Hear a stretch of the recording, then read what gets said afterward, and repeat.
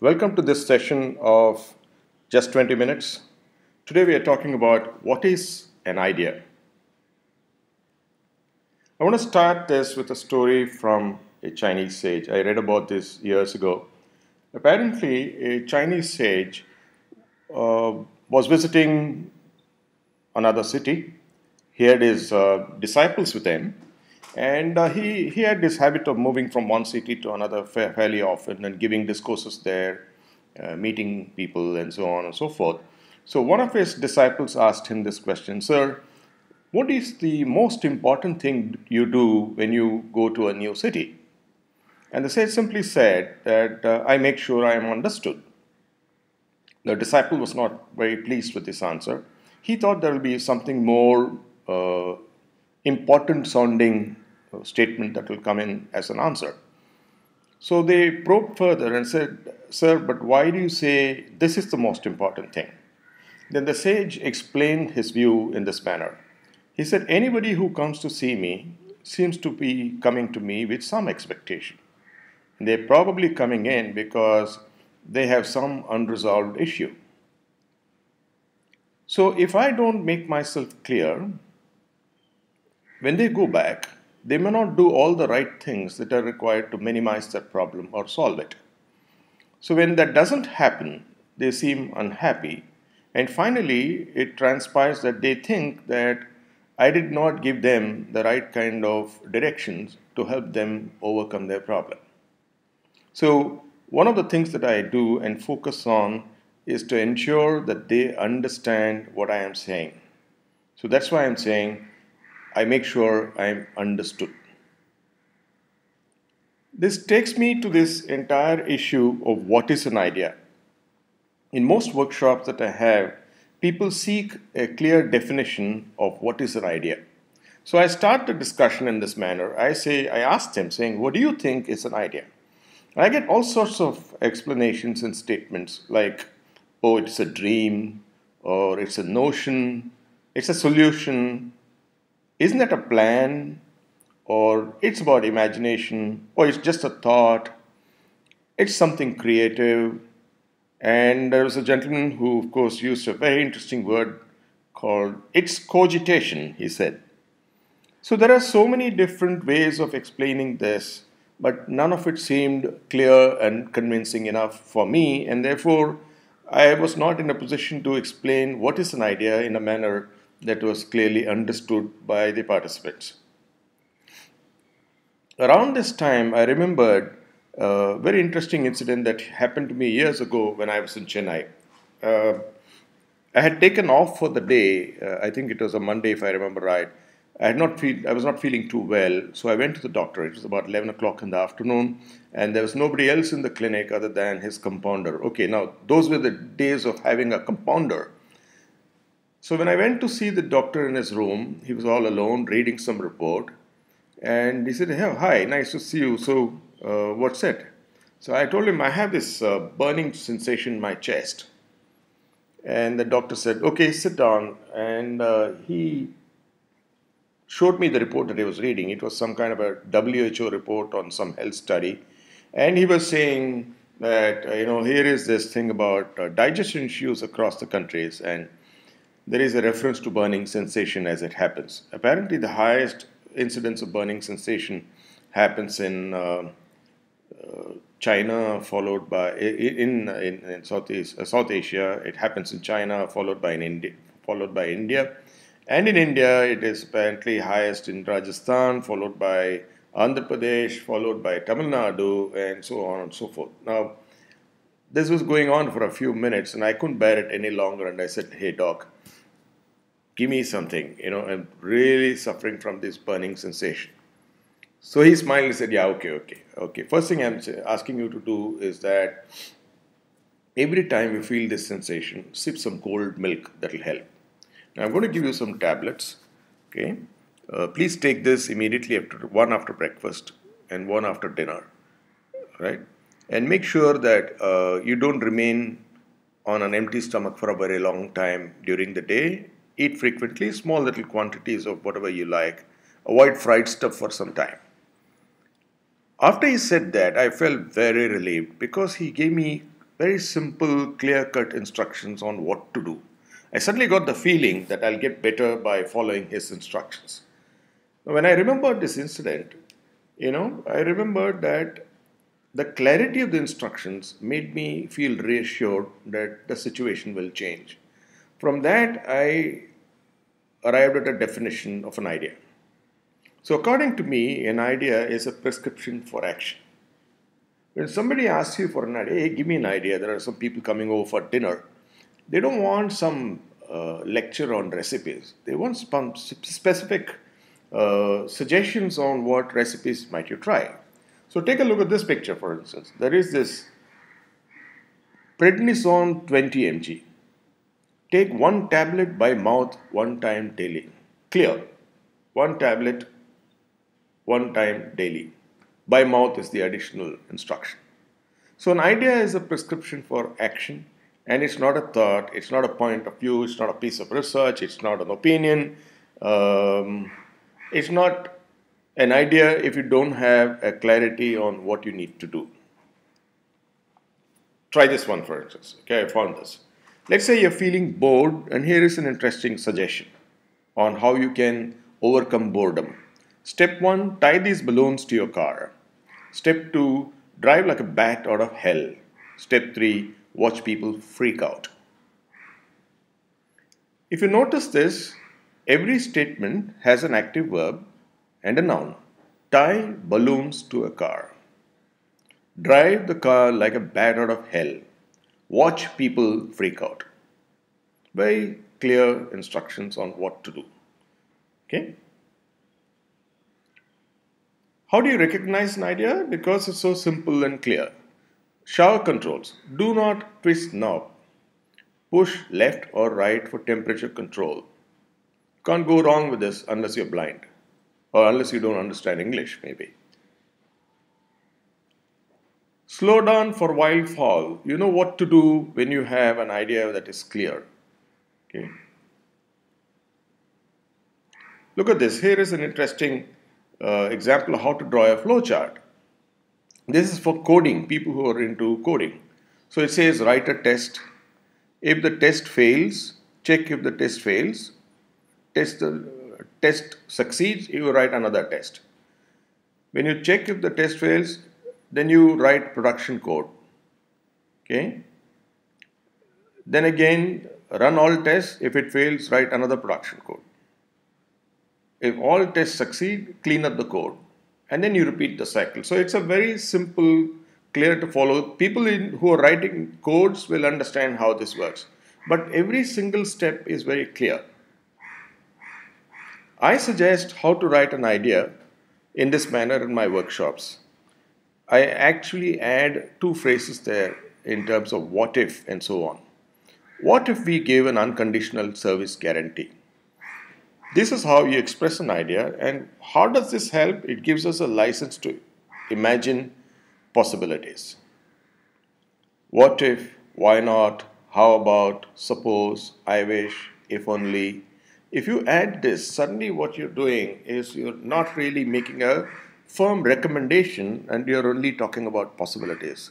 It therefore lightens the discussion from that perspective and nobody takes a hard stand.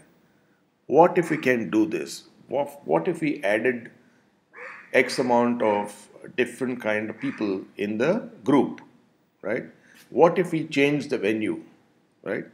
What if we said that everybody records his own idea, and so on and so forth. One thing that is important in stating an idea is an active verb or an action verb that indicates what you must do, right? Substitute, combine, right? So if you say adapt, modify, put it to a different use, eliminate, remove, rearrange, and so on, these are all simple verbs that can indicate the nature of the action. A noun is what the object is. So if you say rearrange the sofas, will change the look and the layout of the room. Okay, eliminate the center table, right? Or remove the blinds, All of these will change the room. So suppose we are saying, give me suggestions on how to make a room more cheerful. You can say, remove the sofas and put bean bags, right? Arrange for floor seating. All of these are simple suggestions which can change the look and feel of the room. So if you were to really look at this, it's about imagination. What if we had only bean bags? Okay. So imagination, an active or an action verb and a noun can give rise to an interesting idea. And it is still a possibility. It is open for discussion.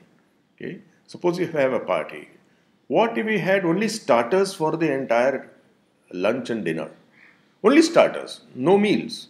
So then, if only we can create starters out of finger chips, if only we can create starters out of carrots, and so on and so forth. There are so many different ways in which you can do that. Let me take a very common problem which most of us can relate to. I certainly can relate to this. The challenge, I mean, I have been told to lose weight. Losing weight is from something like 86 kgs to get to about 70 kgs. That's 16 kgs overweight. Lose weight is doctor's orders. So challenge is, how might I lose 10 kgs in 12 months? That's my challenge. Okay. So what happens when I speak about this? People tell me things like, lack of physical activity is a real problem. Or couch potato. You watch so much movies and you keep munching stuff while seeing the movies, etc. Or bad food habits, all junk food, temptation to have bhajiyas and fried food, sedentary work habits. You're sitting there just punching away all the time in front of your computer. But whatever you try, it may not work because it's in your family. Your dad was like that. I think your grandfather also was quite obese, and so on and so forth. The nature of these statements is that I can't do really very much about many of these because these are observations, these are their points of view, and so on and so forth. But what could be helpful could be something like this. If somebody said very clearly, stop eating sweets, not even once a month. Okay? It's so simple and clear. Okay? They know that I have a sweet tooth and I fall for ice creams, I fall for sweets, and that's the one which is actually adding a lot of weight. So first, stop eating sweets, not even once a month. Okay, this girl who wrote the book about losing weight for Kareena Kapoor, she said that you can have at least one sweet 1 week, every week. Okay, now here somebody might be far more stringent and says stop eating sweets, not even once a month, not even once a week. Then I know what is the clear instruction. Or walk for an hour every day. Clear action. Now, whether I agree with it or not is a different thing. Okay. First is the suggestion. First, the idea. Walk for an hour every day. I can modify it saying I can walk for an hour every alternate day. Or I can walk for 30 minutes every day. But walk I must. I need physical exercise. Okay. Cut down fried stuff. Eat fruits when hungry in the evening. Now, so specific because it says that, look, this could be the nature of the issue or a problem that is causing you to put on weight, and this is what you must do. All of these are in the nature of prescriptions for action. So this is what an idea does for us. An idea that is clear and easy to understand actually can be acted upon. Of course, there is the element of will to act. That's a separate issue, right? And the determination to make a change. Those are additional issues. But lack of clarity is not the reason why somebody is going to stop acting. Okay? Read the statement. In England, we never mean entirely what we say. Do I mean that? Not really. Now, this is a very clever statement which I can post on Facebook and so on and so forth. But what do I do about this? It doesn't really say anything. So, but an idea cannot afford to be that. An idea must be clear and easy to understand so that somebody can act on it. The person who is supposed to act on the idea should be able to understand what it is all about, and there should be no ambiguity about that issue. So what is an impact of an idea? How does it affect people, places, and situations? An idea changes people, places, and situations. This is the picture of the US ambassador to India at the ashram, Gandhi's ashram in Ahmedabad, trying his hand in the charkha. Okay? The idea was ahimsa and not war with weapons. That was Gandhi's idea. He said, let us use non-violence as the means to fight the British. Very clear.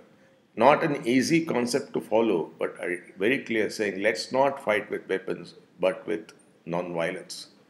Okay? Very clear concept. So if that is an idea, what is creativity then? Creativity is about newness, freshness. It is unusual, it is different, it's unexpected, it's fresh. Okay? As you can see in this picture. And then what is innovation? Innovation is a new idea implemented benefiting the stakeholder. I remember Professor N.S. Ramaswamy, who is the founder of IIM Bangalore. He came out with this bullock carts with tires. Okay, it made a huge difference to the quality of the ride on a bullock cart.